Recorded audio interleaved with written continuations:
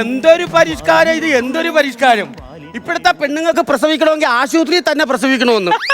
എന്റെ മരുമോൾ ഇവിടെ പ്രസവിക്കാൻ കിടക്കുകയാണ്, കൂട്ടിടക്കാൻ വേണ്ടി വന്നേണ്. ഇപ്പോഴത്തെ പെണ്ണുങ്ങൾക്കെല്ലാം ആശുപത്രിയിൽ പ്രസവിച്ചാൽ മതി. നമ്മളെയൊക്കെ കാലത്ത് എങ്ങനെയായിരുന്നു? ഞാൻ വയലിൽ പണിഞ്ഞുകൊണ്ടിരുന്നപ്പോഴാണ് എൻ്റെ മൂത്ത മകൻ രഘുവിനെ ഞാൻ പ്രസവിച്ചത്. അതുകൊണ്ട് എന്ത് പറ്റി? അവ ഇപ്പോൾ ഒന്നാം തരം കർഷകനായി. രണ്ടാമത്തെ മകൻ എന്റെ പാവപ്പെട്ട എന്റെ സുഗൂരെ ഞാൻ പ്രസവിച്ചത് ടാറിന്റെ പണിക്ക് പോയപ്പോ റോഡിൽ കിടന്നാണ് പ്രസവിച്ചത്. അതുകൊണ്ട് എന്ത് പറ്റി? അവ ഇപ്പൊ നല്ല ഒന്നാം തരം റോഡ് പണിക്കാരനായി. പിന്നെ എന്റെ മൂന്നാമത്തെ മകൻ ശിവു, ഞാൻ ഗർഭിണിയായിരിക്കുന്ന സമയത്ത് എൻ്റെ ഒരു മാമൻ ഗൾഫിൽ നിന്ന് കുറെ പേശ മുട്ടായി കൊണ്ടുവന്ന് അത് തിന്നുകൊണ്ടിരുന്നപ്പോഴാണ് ഞാൻ ശിവുവിനെ പ്രസവിച്ചത്. അതുകൊണ്ട് ഇപ്പൊ അവൻ ഗൾഫിൽ പണി ചെയ്യുന്നു.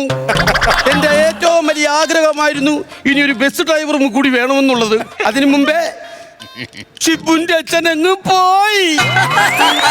കാര്യമില്ല, അതുകൊണ്ടൊരു നഷ്ടം. എന്റെ മരുമോളുടെ പ്രസവത്തിന് എനിക്ക് ഹോട്ടലിൽ വരേണ്ടി വന്ന്. ആരോട് പറയാൻ?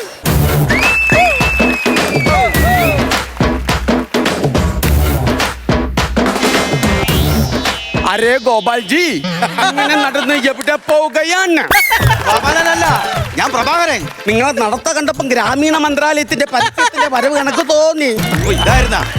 ഇത് സംഭവം എന്തെന്നറിയാവോ? ഞാൻ ഇങ്ങനെ വന്നപ്പോൾ അബദ്ധത്തിന് ഈ പറ്റിപ്പോയതാണ് കേട്ടോ. ഓ നിങ്ങളെവിടെ ഉള്ള? നിങ്ങളെവിടെ ഉള്ളന്ന്? നിങ്ങളെവിടെ ഉള്ളന്ന്? ഞാൻ കല്ലറ. അല്ലറ എവിടെ? തിയേറ്റർ. തിയേറ്ററിലെ പ്രൊജക്ടറാ? അതല്ലെന്ന്, അവിടെ ഒരു ഷാപ്പുണ്ട്. ഷാപ്പിൽ അയ്യമ്പ പേരിയാ? അല്ലറ സിനിമാ തിയേറ്ററിന്റെ ബാക്കി ഇരിക്കുന്ന രമണി അറിയാം? രമണി എനിക്ക് അറിഞ്ഞോടി? അല്ലറ വിവരം അറിയാം? വിവരന്റെ ബാക്കിൽ താമസിക്കാൻ രാഘവന്റെ ഭാര്യ സിന്ധുവിനെ അറിയാം? ചോദിച്ചാൽ മതി. ഇനി ഞാൻ ഇവിടെ എന്തെങ്കിലും പറഞ്ഞാൽ എന്റെ വായിന്ന് നല്ലത് വരും. അവസാനം എഡിറ്റിങ്ങിന് ഇരിക്കുന്നവന് കട്ട് ചെയ്യാൻ പോലും ടൈം കിട്ടത്തില്ല. എവിടെയുള്ളതെന്ന് അന്യ പെൺകുട്ടികളെ കാണുമ്പോ ഇങ്ങനെയാണോ നോക്കുന്നേ? എന്താ നോക്കുന്നേ? പെൺകുട്ടി? എടോ മാഷേ, അത് ഞാനാണ്. പ്രിയേ, ഓ നിങ്ങൾ എന്താ ഇവിടെ? ആരാ ഇവിടെ ഉള്ളത്? അത് പറ. എന്റെ മകന്റെ അച്ഛന്റെ മരുമകൾ ഇവിടെ കിടക്കുന്നു. മനസ്സിലായില്ല? എന്റെ ഭർത്താവിന്റെ മകന്റെ ഭാര്യ ഇവിടെ കിടക്കുന്നു എന്ന് പറഞ്ഞ എങ്ങനെ പറഞ്ഞ് മനസ്സിലാക്കാൻ? എന്റെ മകന്റെ ഭർത്താവിന്റെ മരുമകൾ ഇവിടെ കിടക്കുന്നു. എന്നാലും സ്വന്തം മരുമോള് പറയാൻ കിടക്കണമെന്ന് പറയല്ലേ കേട്ടോ. എനിക്ക് എന്തെങ്കിലും പറയുമ്പോ ചുറ്റി പറഞ്ഞാലേ അതിനൊരു കണ്ടാലേ അറിയാം എന്തോ ഒരു വളഞ്ഞ ചുറ്റിക്കളി കേസ് ഉണ്ടെന്ന്. ഇവിടെ ആര് കിടക്കുന്നു? പ്രസവിക്കാൻ കിടക്കണം. മോളാ? മരുമകൻ? തൊട്ടടുത്തുള്ള വീട്ടിലാരെങ്കിലും? ഒന്ന് വ്യക്തമായിട്ട് പറ. വ്യക്തമായിട്ട് പറയാനല്ല പറഞ്ഞത്, ഇവിടെ ആര് കിടക്കണമെന്ന് വ്യക്തമായിട്ട് പറയാൻ. പെണ്ണുപിള്ള ഭാര്യ. എത്ര വയസ്സായി ഭാര്യക്ക്? 65. താങ്കൾക്ക്? 70 ആകുന്നു. മണ്ട പോയ തെങ്ങിലും കരിക്കോ?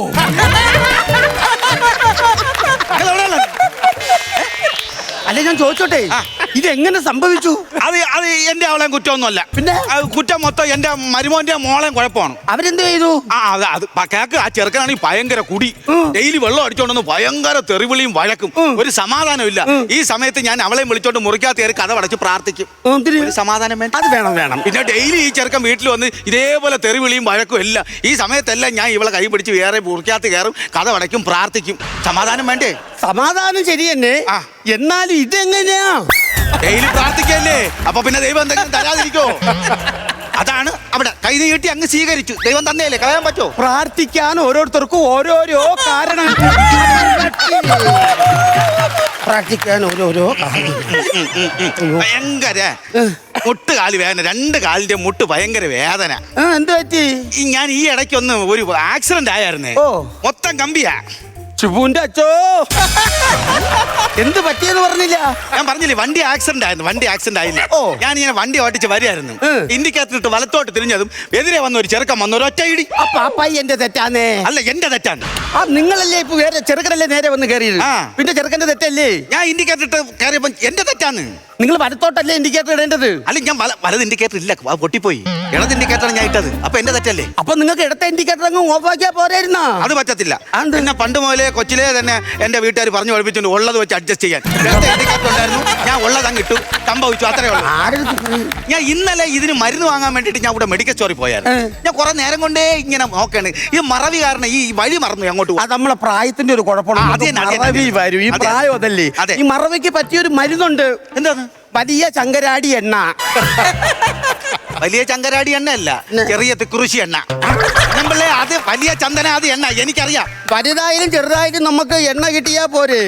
മറവിയുടെ കാര്യം പറഞ്ഞപ്പോഴാണ് പിന്നെ എന്റെ ഭർത്താവിനും ഷിബുവിന്റെ അച്ഛനും ഉണ്ടായിരുന്നു കേട്ടോ ഇതുപോലത്തെ ഒരു മറവി.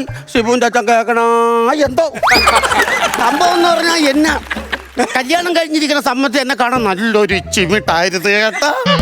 അങ്ങനെ എന്റെ ഭർത്താവ് ഞാനും കൂടി ഇങ്ങനെ നടന്നു പോയപ്പം എന്റെ ഭർത്താവ് എന്നെ നോക്കി പറയുക, മൊത്തം ചീഞ്ഞു കേട്ടാ, മൊത്തം ചീഞ്ഞതായിരുന്നെന്ന്. എന്തോന്ന്?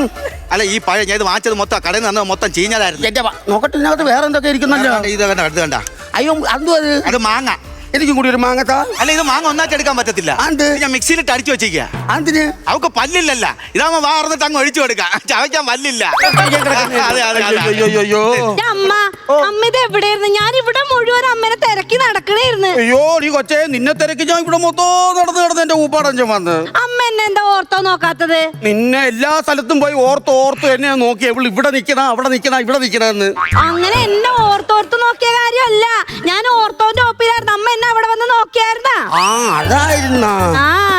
പിന്നെ ഇതാണ് എന്റെ മരുമകള്. നീ എവിടെ ഉള്ള വെച്ചാ? പള്ളുരുത്തി. പള്ളുരുത്തിയിലവിടെ പള്ളുരുത്തിയിലെ ചൂണ്ടാടാമാണോ ഡാൻസ് കളിക്കുന്ന പ്രതീക്ഷ എന്താ പറഞ്ഞ ചെറുക്കൻ?